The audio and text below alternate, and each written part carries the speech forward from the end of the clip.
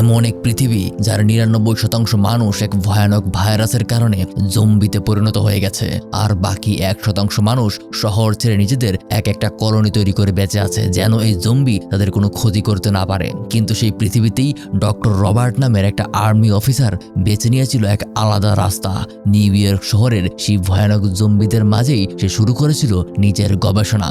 জম্বিদের একটা দুর্বলতা আছে, যেটা হলো সূর্যের আলো। তাদের শরীরের চামড়া এতটাই পাতলা হয়ে যায় যেটা সূর্যের আলো থাকায় সামান্য তাপটাও সহ্য করতে পারে না। তাই দিনের বেলায় সেই জম্বিগুলো শহরের বিভিন্ন অন্ধকার জায়গায় লুকিয়ে থাকতো, আর রাত হলেই তারা শিকার করতে বের হতো। তাই রবার্টের প্রতিদিনকার রুটিন হলো দিনের বেলায় তার পোষা কুকুর স্যামকে নিয়ে খাবার জোগাড় করতে বের হওয়া, আর রাতের বেলা তার নিজের গবেষণা চালানো। এভাবেই পার হতে থাকে দিনের পর দিন। তবে একবার সে তার ওষুধের এক্সপেরিমেন্টের জন্য একটা দুর্বল জম্বি ধরে নিয়ে আসে, আর সেটাই হয়ে যায় তার জীবনের সবচেয়ে ভয়ানক অধ্যায়। শহরের লক্ষ লক্ষ জম্বি একসাথে তার গুপ্ত ল্যাবে আক্রমণ করে, যেখান থেকে বেঁচে ফেরা প্রায় অসম্ভব। ২০০৭ সালে এমনই একটা গল্পের উপর রিলিজ হয়েছিল একটা চমৎকার সিনেমা যার নাম আই অ্যাম লেজেন্ড।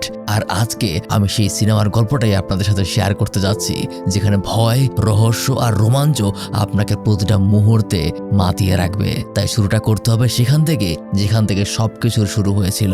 পৃথিবীর সবকিছু তখনও স্বাভাবিক ছিল। আমরা একজন নিউজ রিপোর্টারকে দেখি, যিনি ডক্টর এলিস নামের একজন বিশেষজ্ঞের ইন্টারভিউ নিচ্ছিল। তিনি বলছিলেন, পৃথিবীতে আজ পর্যন্ত অনেক আশ্চর্য আমাদের সামনে এসেছে। হার্ট ট্রান্সপ্ল্যান্ট থেকে শুরু করে নিউরো সার্জারি পর্যন্ত সবকিছুই আমাদেরকে অবাক করেছে, কিন্তু কখনো কেউ ক্যান্সার নিরাময়ের চিকিৎসা এখন পর্যন্ত আবিষ্কার করতে পারেনি, যেটা আমি পেরেছি। তখন সেই রিপোর্টার থেকে জিজ্ঞাসা করে, আজ পর্যন্ত কতজন মানুষের চিকিৎসা আপনি করেছেন? তখন ডক্টর এলিস বলে, ১০,০০৯ জন, আর এদের মধ্যে প্রত্যেকেই বর্তমানে সুস্থ। আমি গর্বিত আমার এই নতুন আবিষ্কার নিয়ে। আর এখান থেকেই শুরু হয়েছিল এক মহা বিপর্যয়ের সূচনা। ঘটনা সেখান থেকে ২ বছর সামনে এগিয়ে যায়। নিউ ইয়র্কের সকল মানুষ তাদের শহর ছাড়তে মরিয়া হয়ে উঠেছে, কারণ শহরে এক নতুন ভাইরাসের দেখা পাওয়া গেছে, যেটা খুব দ্রুতই বাতাসের মাধ্যমে ছড়িয়ে পড়ছে। আক্রান্ত হওয়ার কয়েক ঘন্টার মধ্যেই বেশিরভাগ মানুষ মারা যাচ্ছে, আর কিছু মানুষ সার্ভাইভ করতে পারলেও তারা মানসিক ভারসাম্য হারিয়ে এক উদ্ভট জম্বিতে পরিণত হচ্ছে, যেগুলো হিংস্র জন্তু জানোয়ারের মতো মানুষের উপর ঝাঁপিয়ে পড়তে শুরু করেছে। এখনো তাদের সংখ্যা খুবই কম, কিন্তু এইভাবে চলতে থাকলে ভাইরাসটা সবাইকে নিজেদের আয়ত্তে নিয়ে ফেলবে। তাই মানুষজন তাদের শহর ছেড়ে পালাচ্ছে। আর আজকে এখানে যা ঘটেছে এর মূলে রয়েছে সেই ২ বছর আগের ডক্টর এলিসের ক্যান্সার গবেষণা। প্রথম দিকে সেই হেভি ডোজের ওষুধ শরীর থেকে ক্যান্সার কোষ নিরাময় করলেও পরবর্তীতে সেখান থেকেই তৈরি হয়েছে এই ভাইরাস। আর হঠাৎ করেই এমন এক পরিস্থিতিতে এই লক্ষ লক্ষ মানুষকে সামাল দিতে সরকারেরও বেগ পোহাতে হচ্ছে। আর তাদের মধ্যে একজন ছিল আমাদের সিনেমার প্রধান চরিত্র ডক্টর রবার্ট। সে তাড়াহুড়ো করে তার ফ্যামিলি নিয়ে শহরের সব থেকে কাছের বন্দরে গিয়ে পৌঁছায়। যেহেতু সে আর্মির উচ্চপদস্থ অফিসার, তাই তার জন্য আগে থেকেই একটা হেলিকপ্টার বরাদ্দ ছিল। প্রথমে তাদের সবাইকে একটা বিশেষ মেশিনের মাধ্যমে স্ক্যান করে টেস্ট করা হয়, আর তারপর সব ঠিকঠাক আছে দেখে তাদেরকে ভেতরে পাঠিয়ে দেওয়া হয়। ভেতরে যাওয়ার সময় এক অসহায় মা বারবার তাদের কাছে রিকোয়েস্ট করছিল যেন তার বাচ্চাকে নিয়ে যায়, কিন্তু স্ক্যান করার পর তারা দুজনেই ভাইরাসে এফেক্টেড ধরা পড়ে। তাই ইচ্ছা থাকা সত্ত্বেও রবার্ট কিচ্ছু করতে পারে না। আর তাছাড়াও একদম শেষ মুহূর্তে আমরা জানতে পারি এইখান থেকে শুধুমাত্র রবার্টের পরিবার যাবে, আর তাকে এইখানে থাকতে হবে গবেষণার কাজে। তাই রবার্টের ওয়াইফ ভেতরে ভেতরে এই সিদ্ধান্তে খুবই আপসেট। শেষ মুহূর্তে তার ছোট্ট ছেলে তার পোষা কুকুরটাকে রবার্টের কাছে দিয়ে দেয় আর তাকে খেয়াল রাখতে বলে। আর সাথে সাথে তাদের হেলিকপ্টার সেখান থেকে টেক অফ করে। আর তখনই হঠাৎ একটা যুদ্ধ বিমান থেকে একটা মিসাইল এসে শহরের প্রধান ব্রিজটাকে ভেঙে দেয়, কারণ সরকার চায় না এই ভাইরাসটা বাইরে ছড়িয়ে পড়ুক অথবা আক্রান্ত কেউ শহর থেকে বাইরে বের হোক। তাদের পাশের প্ল্যাটফর্মে তখন আরো একটা হেলিকপ্টার টেক অফ করছিল। ঠিক তখনই সেখানে কয়েকশো জম্বি এসে হেলিকপ্টারে একসাথে আক্রমণ করে, আর এতে করে সেটা তার নিয়ন্ত্রণ হারিয়ে সোজা সেই হেলিকপ্টারে এসে ধাক্কা খায়, যেটায় রবার্টের ফ্যামিলি ছিল। আর সেখানেই রবার্ট তার পুরো পরিবারকে হারিয়ে ফেলে। তারপর আমরা সেই ঘটনার ৩ বছর সামনে চলে আসি। নিউ ইয়র্ক শহর এখন সম্পূর্ণ জনমানবহীন। পুরো পৃথিবীতে সেই ভাইরাস এখন রাজত্ব করছে। যেমনটা বলেছিলাম যে পৃথিবীতে বেঁচে থাকা ৯৯% মানুষ এখন জম্বিতে পরিণত হয়ে গেছে, আর বাকি 1% মানুষ শহর ছেড়ে পৃথিবীর বিভিন্ন কোণায় নিজেদের ভিন্ন ভিন্ন কলোনি তৈরি করেছে। কিন্তু রবার্ট তাদের সাথে যায়নি, বরং সে তার পোষা কুকুর স্যামকে নিয়ে এখনো সেই নিউ ইয়র্ক শহরেই সার্ভাইভ করছে, কারণ সে নিজেকে কথা দিয়েছিল যে ভাইরাসটা তার পরিবার তার শহরকে ধ্বংস করেছে, সে এই ভাইরাসের শেষটা দেখে ছাড়বে। আর আজকে প্রতিদিনকার মতো সে বেরিয়েছে তাদের দুজনের খাবার জোগাড় করতে। শহরে মানুষ না থাকায় এটা দিনের বেলায় এখন পশু পাখি পাখিদের আস্তানা হয়ে গেছে। তাই সেগুলোর মধ্য থেকে রবার্ট প্রথমে গাড়ি চাপা দিয়ে একটা হরিণ শিকার করার চেষ্টা করছিল, কিন্তু একদম শেষ মাথায় সে দেখতে পায় সামনের রাস্তা বন্ধ। তাই স্যামকে সাথে করে নিয়ে নিজের হাতে একটা বন্দুক নিয়ে সে এগুতে থাকে। এক সময় সে একটা হরিণকে শুট করতেই যাবে, তখনই একটা সিংহী এসে সে হরিণটাকে শিকার করে ফেলে। সেখানে সেই সিংহের পুরো ফ্যামিলি একসাথে ছিল। তাই রবার্ট পিছিয়ে পড়ে, আর তখনই তার ঘড়িতে অ্যালার্ম বেজে ওঠে। সে দেখতে পায় খুব তাড়াতাড়ি সূর্য অস্ত চলে যাচ্ছে, অর্থাৎ জম্বিদের বের হওয়ার সময় হয়ে যাচ্ছে। তাই আজকের মতো রবার্ট কোনো শিকার না করে বাড়ি ফিরে আসে। আর ভেতরে ঢোকার সময় সে তার মেইন দরজার সামনে অনেকটা পরিমাণে অ্যালকোহল ছিটিয়ে দেয়। ঘরে তাদের কাছে শুধুমাত্র সবজি ছিল, তাই রবার্ট স্যামকেও সেই সবজি খেতে দেয়। আর সে সবজি খায় না দেখে পরে তাকে অনেক কথা শোনায়। বলা যায় গত 2 বছর ধরে এই শহরে কোনো মানুষের দেখা সে পায়নি। তার একমাত্র বন্ধু হলো তার এই পোষা কুকুর স্যাম, তাই সে তার সাথে সবসময় কথা বলে। আর ঘরের ইলেকট্রিসিটির জন্য সে অনেকগুলো জেনারেটরের ব্যবস্থা করে রেখেছে, তবে রাতে এগুলো সে চাইলেও চালাতে পারবে না, কারণ জম্বিরা খুবই সাউন্ড সেন্সিটিভ। আর তারপর সূর্য অস্ত যাওয়ার আগ মুহূর্তে সে তার ঘরের সমস্ত দরজা জানালা সবকিছু লক করে ফেলে। আর তারপর দুজনে মিলে বাথরুমের বাথটাবের মধ্যে গিয়ে শুয়ে থাকে। বাইরে তখন হাজারো জম্বির চিৎকার শোনা যাচ্ছিল। যদি ঘরের ভেতর থেকে সামান্য পরিমাণ শব্দ বাইরে যায়, তাহলে সেই সমস্ত জম্বি তাদের বাড়িতে আক্রমণ করবে। তাই দুজনে এতটাই ভয় পেয়ে আছে। পরদিন সকালে রবার্ট রুটিন অনুযায়ী তার এক্সারসাইজ শুরু করে, আর তার সাথে স্যামও সেই রুটিন ফলো করে। ঘরের বিভিন্ন কোণায় রবার্ট তার ফ্যামিলির ছবি বাঁধিয়ে রেখেছে, কিন্তু তার ফ্যামিলি কেন, আজ তার পাশে স্যাম ছাড়া যেন আর কেউ নেই। তারপর আমরা রবার্টের ল্যাবটাকে দেখতে পাই। সেখানে সে ভিডিও রেকর্ডিং অন করে তার এক্সপেরিমেন্টের ইঁদুরগুলিকে দেখছিল। সে যে ভাইরাসের বিরুদ্ধে লড়াই করার জন্য বিভিন্ন মেডিসিন স্যাম্পল তৈরি করে, একই ভাইরাসের আক্রান্ত ইঁদুরগুলির উপর সেগুলো টেস্ট করে। আর সেখানেই আজকে একটা ইঁদুরকে সে স্বাভাবিক আচরণ করতে দেখে, অর্থাৎ তার এই ওষুধ ইঁদুরের উপর কাজ শুরু করেছে। অর্থাৎ এরপর তাকে এখন সরাসরি কোনো জম্বির উপর তার এই এক্সপেরিমেন্টটা করতে হবে, আর জম্বির উপর কাজ করলেই সে সফল। তবে তার আগে আজকে সে আবারও শিকার করতে বের হয়। রাস্তায় এসে একটা ডিভিডি শপে ঢুকে পড়ে, আর সেখানে আশেপাশে অনেকগুলো ডামে সাজানো ছিল। এগুলিকে রবার্ট নিজেই সাজিয়েছে, আর প্রতিদিন সেখানে এসে তাদের সাথে মানুষের মতো কথা বলে। কারণ যতই হোক দীর্ঘ 3টা বছর একা থাকতে থাকতে এই একাকিত্বতায় সে মানসিকভাবেও দুর্বল হতে শুরু করেছে, যেটা তার কথাবার্তার মাধ্যমেই বোঝা যাচ্ছিল। তারপর রবার্ট তার একটা রেডিও নিয়ে শহরের বন্দরে চলে যায়, যেখানে রেডিওটা অন করে সে বলতে শুরু করে, যদি শহরে আমার মতো অন্য কেউ বেঁচে থাকো তাহলে আমার সাথে বন্দরে এসে দেখা করো। আমার কাছে থাকার মতো নিরাপদ জায়গা আছে, আমার কাছে খাবার আছে। অবশ্য সে জানে যে এই শহরে এমন কেউ আর বেঁচে নেই, কিন্তু তবুও মনকে সান্ত্বনা দিতে প্রতিদিন সেখানে এসে রেডিওতে সবার উদ্দেশ্যে এই কথা বলতে থাকে। তারপর স্যামকে নিয়ে এভাবেই সময় কাটাতে থাকে। কিন্তু স্যামের মন খারাপ, কারণ গত অনেক দিন ধরে তারা কোনো শিকার করতে পারছে না, তাই তারও খাবার নেই। কিন্তু হঠাৎ দূরে সে কিছু আওয়াজ শুনতে পায়। সামনে এগোতেই তারা একটা হরিণ দেখে তার পিছু করতে শুরু করে, কিন্তু সেটা পালাতে পালাতে একসময় এক অন্ধকার বিল্ডিং এ ঢুকে পড়ে, যার পিছে পিছে স্যামও সেখানে ঢুকে যায়। তখন বাইরে থেকে রবার্ট তাকে চিৎকার করে ডাকলেও স্যাম আর ফিরে আসে না। সে ভয় পেয়ে যায়, কারণ এই সমস্ত অন্ধকার জায়গাতেই সকল জম্বি লুকিয়ে থাকে। তাই এক সময় বাধ্য হয়ে স্যামকে বাঁচাতে তাকে ভেতরে ঢুকতে হয়। সে দেখতে পায় কোন এক জম্বি সেই হরিণটাকে মেরে ফেলেছে। তারপর ভয়ে ভয়ে সে সামনে এগোয়, আর এক সময় সে স্যামকে দেখতে পায়, কিন্তু সে খুবই ভয় পেয়ে আছে। আর পেছনে ঘুরে তাকাতেই রবার্ট এক ভয়ঙ্কর জম্বিকে দেখতে পায়। স্যামকে নিয়ে দুজনে সেখান থেকে দ্রুত পালাতে শুরু করে। আর এক সময় শেষ মুহূর্তে সেই জম্বিটা তাকে ধরে ফেললেও তারা ততক্ষণে বাইরে চলে এসেছে।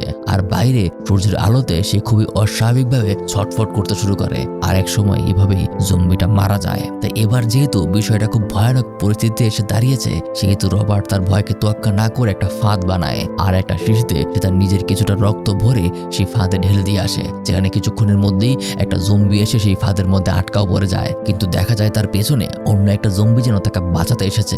এমনকি সে তার সঙ্গীকে বাঁচাতে কিছুটা সূর্যের আলোতেও চলে আসে, আর অবশেষে সহ্য করতে না পেরে ফেরত চলে যায়, যা দেখে রবার্ট নিজেও খুব অবাক হয়ে যায়। তারপর রবার্ট জম্বিটাকে নিয়ে তার ল্যাবে ফিরে আসে। সেই ফাঁদে যে জম্বিটা আটকা পড়েছে সেটা 18 থেকে 20 বছরের একটা মেয়ে ছিল।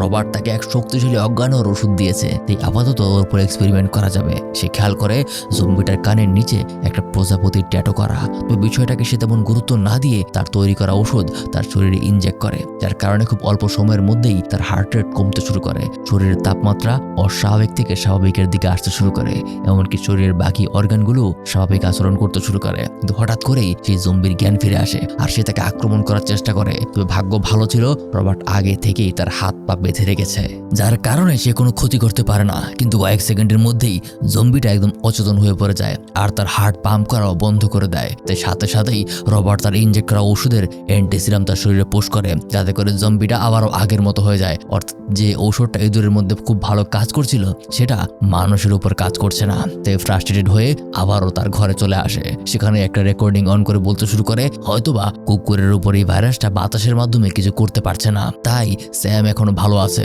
আর আমার উপর কাজ করছে না, কারণ আমি নিজেকে মেডিসিনের উপর রেখেছি। কিন্তু একজন সম্পূর্ণ আক্রান্ত একজন ব্যক্তিকে ফিরিয়ে আনার উপায় আমি এখনো বের করতে পারিনি।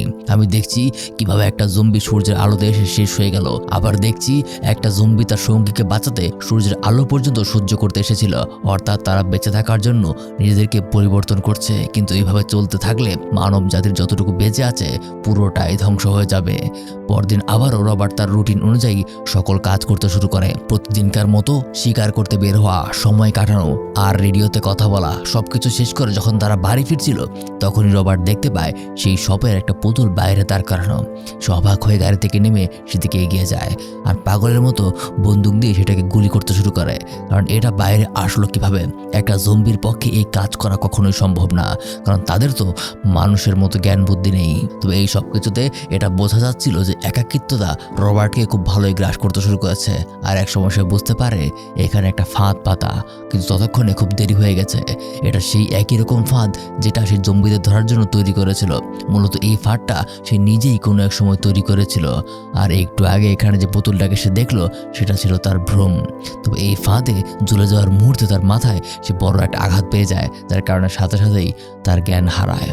আর তারপর তার হাতের ঘড়ির অ্যালার্ম শুনে সে জেগে ওঠে আর দেখতে পায় স্যাম পুরোটা সময় তার জ্ঞান ফেরানোর জন্য ডাকাডাকি করছে। আর এতক্ষণ সূর্য প্রায় অস্ত চাপে চাপে অবস্থা, তাই সে কোনো রকমে তার কাছে থাকা চাকুটা বের করে দড়ি কাটতে শুরু করে।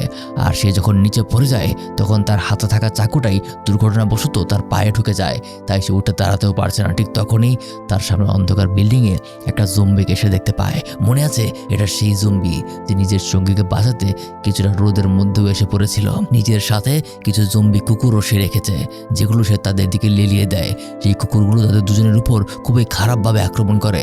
রবার্ট সেখানে কোনো রকমে বেঁচে গেলেও স্যামকে তারা খুব খারাপভাবে ঘায়েল করে ফেলে। এবারের মতো কোনো রকমে সে স্যামকে নিয়ে বাড়ি ফিরে আসে। তাড়াতাড়ি তাকে সে ল্যাবে নিয়ে যায় আর তার সব থেকে কার্যকর ইনজেকশনটা পুশ করে। কিন্তু দেখা যায় কিছুক্ষণের মধ্যেই স্যামের শরীরের পশমগুলো উঠে আসতে শুরু করেছে। তার চোখ, দাঁত, নখ এগুলো খেয়াল করলে বোঝা যায় ভাইরাসটা তার শরীরে খুব দ্রুত ছড়িয়ে পড়ছে। কিছুক্ষণের মধ্যে তার আচরণও পরিবর্তিত হয়ে যায়। সে কি করবে কিছু বুঝে উঠতে পারছিল না, কিন্তু সে তার কাছের সব থেকে বন্ধুটাকে জম্বি রূপে দেখতে পারবে না। আর তার পরিণতি যে সেটাই হবে এটাও সে বুঝে গেছে। তাই নিজের বুকে একটা বিরাট কষ্ট চাপা দিয়ে সে স্যামকে শেষ করে দেয়। আর এই কাজটা করতে যে তার কতটা কষ্ট হয়েছে সেটা তার চেহারা দেখেই বোঝা যাচ্ছিল। সে তার পরিবারকে হারিয়েছে, বিশাল একটা সময় যাবত তার একমাত্র বন্ধু ছিল এই কুকুরটা, আজ তাকেও তার হারাতে হলো। পৃথিবীতে এমন হয়তো কেউ জীবিত নেই এখন যে তার পাশে এসে দাঁড়াবে। এখন সে একদম একা হয়ে পড়ল। নিজেকে কিছুটা শান্ত করে পরদিন সকালে রবার্ট স্যামকে তার বাড়ির পাশে কবর দেয়। এই ঘটনায় সে যেন বেঁচে থাকার শেষ ইচ্ছাটাও হারিয়ে ফেলেছে। সে তার গাড়ি নিয়ে বেরিয়ে পড়ে, সেই টিভিটির দোকানে যায় আর পুতুলগুলোর সাথে কথা বলে কান্নাকাটি করতে থাকে। আজকে সে সিদ্ধান্ত নিয়েছে সে আর তার বাড়ি ফিরবে না। রাত হয়ে যায়, তখনও সে তার গাড়ি নিয়ে বাইরে বসে আছে।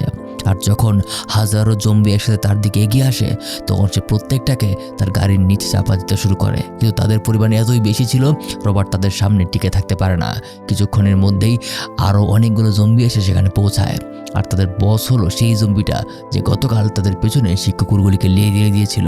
একসময় তার গাড়িটা উল্টো হয়ে যায় আর সেই জম্বিটা তার উপর আক্রমণ করতে আসে। ঠিক তখনই পেছন থেকে খুব তীক্ষ্ণ একটা আলো এসে তার উপর পড়ে, যেটা সহ্য করতে না পেরে জম্বিগুলো সেখান থেকে পালিয়ে যায়।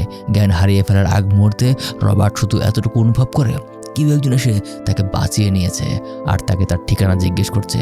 কোন রকমে রবার্ট সেখানে তার ঠিকানা বলে দেয়। আর পরদিন যখন তার জ্ঞান ফিরে আসে তখন সে নিজেকে তার ঘরের ভেতর খুঁজে পায়। আর সেখান থেকে উঠে সে ড্রয়িং রুমে যেতেই সেখানে একটা মেয়ে আর একটা ছোট্ট ছেলেকে দেখতে পায়। আর সেখানে মেয়েটা জানায় তার নাম অ্যানা আর এই ছেলেটা হলো তার ছোট্ট ছেলে ইথেন। সেখানে রবার্ট তার সাথে কোনো কথা বলে না, তবে অ্যানা তাকে জানায়, আপনি প্রতিদিন রেডিওতে যে কথাগুলো বলতেন আমরা শুনতাম। আমরা দক্ষিণের এক শহর থেকে এসেছি, আর আমার কাছে খবর আছে উত্তর দিকের পাহাড়ে কিছু মানুষের কলোনি আছে যেখানে আমরা জীবিত থাকতে পারবো। কিন্তু রবার্ট তাকে বোঝায় সেখানে পৌঁছানো সম্ভব না, সেটা কমপক্ষে 3 থেকে 4 দিনের রাস্তা, আর আমাদের পক্ষে ওখানে পৌঁছানো কোনোভাবেই সম্ভব না, কারণ তারা জানে না তারা সারাদিন জার্নি করার পর সেফ কোনো জায়গা খুঁজে পাবে কিনা। হয়তোবা জম্বিরা এক রাতের মধ্যেই তাদের উপর আক্রমণ করে দেবে। আর সেই যে গবেষণাগুলো করেছে সেটাও এখনো পুরোপুরি শেষ হয়নি, কিন্তু তবুও অ্যানা তাকে বোঝাতে শুরু করে যে তাতে কোনো সমস্যা নেই, তারা ঠিক কোনো না কোনো উপায় ঠিক বের করে নেবে। তবে বিশাল একটা সময় আর এই রিসেন্ট ঘটনাগুলোতে রবার্ট তার মানসিক ভারসাম্য আর ঠিক রাখতে পারে না, তাদের সাথে রাগ দিকে এসে চলে যায়, কিন্তু পরে ঠিকই আবারও তাদের সাথে কথা বলতে আসে, আর সেখানে তাকে বাঁচানোর জন্য অ্যানাকে ধন্যবাদ জানায়। আর তারপর থেকে এরা দুজনেই যেন তার নতুন সঙ্গী হয়ে ওঠে। রবার্টের রেগুলার সকল কাজের সঙ্গী এখন তারা দুজন, যার কারণে ধীরে ধীরে রবার্ট আবারও স্বাভাবিক মানসিকতায় ফিরে আসতে শুরু করে। এক সময় যখন অ্যানা তাকে জানায়, আমি মানুষের যে কলোনির কথা বলেছি সেই জায়গাটা কিছুটা ঠান্ডা এরিয়াতে, কারণ এই জম্বি বেশি ঠান্ডা পরিবেশেও টিকে থাকতে পারে না। আর এই কথা শুনে রবার্টের মাথায় কিছু একটা চলে আসে, সে তাড়াতাড়ি বাসায় ফিরে আসে আর লেবে গিয়ে সেই জম্বিটার চারপাশে বরফ রেখে দেয়, হয়তোবা এর মাধ্যমে সে তার মেডিসিনের কার্যক্ষমতা বাড়াতে পারবে। কিন্তু সেখানে তেমন কোনো কাজ হয় না। তারপর এভাবেই তারা একে অপরের সাথে সময় কাটায়, নিজেদের অভিজ্ঞতা শেয়ার করে। অ্যানা জানায় তারা 25 জনের একদল জাহাজে করে এখানে সেই কলোনির খোঁজে পৌঁছেছে, তবে তাদের প্রত্যেকের মধ্যে শুধুমাত্র তারা দুজনই বেঁচে ছিল। আর তারপর দুজনের কথাবার্তা শেষ হলে রবার্ট তার নিয়ম অনুযায়ী তার ঘরের সব কিছু বন্ধ করে দেয় আর নিজেদের ঘুমানোর ব্যবস্থা করে। কিন্তু হঠাৎ বাইরে জম্বিদের চিৎকার চেঁচামেচি শোনা যায়, কিন্তু আজকের এই আওয়াজগুলো খুব কাছ থেকে শোনা যাচ্ছিল। তার রবার্ট যখন ছোট্ট একটা জায়গা দিয়ে বাইরে তাকায় তখন সে দেখতে পায় হাজার হাজার জম্বি তাদের বাড়ির দিকেই আসছে। তাই সে তড়িঘড়ি করে বাড়ির আশেপাশের সকল সেফটি ইকুইপমেন্ট অ্যাক্টিভেট করে দেয়। অনেক জম্বি তখন বিস্ফোরণে মারা যায়, কিন্তু যতগুলি জম্বি বর্ডারের ভিতর ঢুকে পড়েছে সেগুলো এবার তাদের বাড়ির দেওয়াল বেয়ে ভিতরে ঢোকার রাস্তা খুঁজতে শুরু করে। কিছু জম্বি এতক্ষণে ভেতরে ঢুকেও পড়েছে আর তাদের উপর আক্রমণ করে, কিন্তু কোনো রকমে রবার্ট, অ্যানা আর তার ছেলেকে নিয়ে বেসমেন্টের লেভে চলে যায়। আর মূলত এই অ্যাটাক করিয়েছে সেই জম্বিদের বস, যার পার্টনারকে রবার্ট এক্সপেরিমেন্টের জন্য ধরে এনেছিল। এদিকে ল্যাবের মধ্যে রবার্ট খেয়াল করে তাপমাত্রা কম থাকার কারণে তার মেডিসিন ওই জম্বির শরীরে কাজ করতে শুরু করেছে, কিন্তু ততক্ষণে অনেকগুলো জম্বি ভেতরে এসে পড়েছে। ভাগ্য ভালো ছিল তার ল্যাবটা মোটা একটা কাচের দেয়াল দিয়ে সুরক্ষিত। ভেতর থেকে রবার্ট সেই জম্বিদের লিডারকে বারবার বোঝাতে চেষ্টা করে যে তাদেরকে বাঁচানোর মেডিসিন খুঁজে পেয়েছে, কিন্তু তারা তো জম্বি, তার কোনো কথাই তারা বুঝতে পারে না। কিন্তু এক সময় বাইরের এই আক্রমণের কারণে তার সামনে থাকা কাচের দেয়ালে বিশাল এক ফাটল তৈরি হয়, আর সেই ফাটল একটা প্রজাপতি আকৃতি নেয়। তাছাড়াও তাদের জম্বিদের সেই বসের আচরণেও কিছুটা ব্যতিক্রম লক্ষ্য করা যায়, যেন সে কিছু বলতে চাইছে, তার পার্টনারকে যেন ছেড়ে দেওয়া হয়। তার কিছু একটা মনে পড়ে যায়, তাই সে তার হোস্টেস সেই জম্বিটার ঘাড়ে একই প্রজাপতির চিহ্ন দেখে। সে বুঝতে পারে জম্বিতে পরিণত হওয়ার পরেও তাদের মধ্যেকার যে ভালোবাসা ছিল সেটা কোথাও না কোথাও এখনো জীবিত আছে। আর অবশ্যই বাকি জম্বিদের তুলনায় তাদের লিডার কিছু না কিছু ব্যতিক্রম আছে। তখন রবার্ট তার নিজের ফ্যামিলির কথা মনে করতে শুরু করে আর সিদ্ধান্ত নেয় এই মেয়ে জম্বিটাকে সে ফেরত দেবে। সে তার শরীর থেকে সমস্ত মেডিসিনের লাইন খুলে ফেলে আর অ্যানাকে বলে দরজাটা খুলে দাও। অ্যানা অবশ্য কিছু বুঝতে পারছিল না, কিন্তু সে তার কথা মতো কাজ করে। রবার্ট সেই জম্বিটাকে নিয়ে বাইরে তাদের মধ্যে চলে যায়। বাকি জম্বিগুলো তার উপর আক্রমণ করতেই যাবে, তখন তাদের লিডার আটকে দেয়। বোঝা গেল এই বিশাল একটা সময় জম্বিদের মধ্যে কিছুটা এভলিউশন হয়েছে। আর রবার্ট একটা ইনজেকশন দিয়ে তার জ্ঞান ফিরিয়ে আনে, যা দেখে তাদের লিডার শান্ত হয় আর তার পার্টনারকে সেখান থেকে উঠিয়ে নিয়ে ফেরত চলে যায়, কিন্তু তাদের কোনো ক্ষতি সে করে না। অর্থাৎ এতদিন পর্যন্ত শুধুমাত্র তার পার্টনারকে খুঁজে পেতেই সে এসব করেছে। আর বোঝা গেল আজকের মতো তারা সবাই নিরাপদ। পরদিন সকালে কোনো কিছু চিন্তা না করে রবার্ট তার সকল গবেষণা আর মেডিসিন নিয়ে অ্যানার সাথে রওনা হয়। তাদের গন্তব্য উত্তরের দিকে মানুষের সেই কলোনির খোঁজ বের করা, সেখানে এখনো সুস্থ মানুষ বেঁচে আছে, আর সেখানেই তার গবেষণা এগিয়ে নিয়ে যাওয়া। আর হয়তোবা বাকিটা জীবন রবার্ট, অ্যানা আর তার ছেলেকে নিয়েই সে কাটিয়ে দেবে। আর সেই সাথে এখানেই সিনেমাটা শেষ হয়ে যায়। তো কেমন লাগলো আজকের গল্পটা সেটা জানাতে পারেন কমেন্টে আমাকে। পাশাপাশি স্ক্রিনে এরকম আরও একটা ভিডিও ভেসে উঠছে, সেটাও দেখতে পারেন। এতক্ষণ আপনাদের সাথে ছিলাম আমি মারুফ। দেখা হবে পরবর্তীতে আরও এরকম একটা গল্প নিয়ে।